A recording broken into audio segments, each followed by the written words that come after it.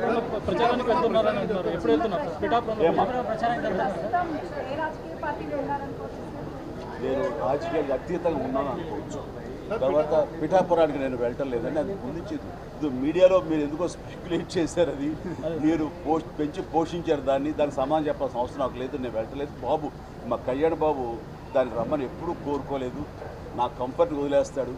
ఆయన తను బాగుండాలి, తన జీవితంలో అనుకున్నది కోరి సాధించాలన్న అభిలషిస్తాను. నేను నాకు ఆశీస్సులు అందజేస్తాను.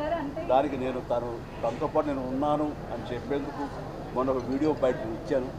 అండ్ ఖచ్చితంగా మా తమ్ముడి యొక్క అభివృద్ధిని, మా తమ్ముడు రాజకీయంగా ఎదగటానికి ఎప్పుడు మా కుటుంబ సభ్యులు మేము మనస్ఫూర్తిగా మనసావాచ కోరుకుంటాం. ఏమండి నిజంగా ఇది వారికి ఎంతైనా రావడం సముచితం. రావాలని నేను కూడా మనస్ఫూర్తిగా అభిలషిస్తున్నాను. రావాలని కోరుకుంటున్నాను. ఏపీలో కూటమి ప్రభుత్వం అధికారంలోకి వస్తే ఆ దిశగా ప్రయత్నాలు చేస్తారు సార్.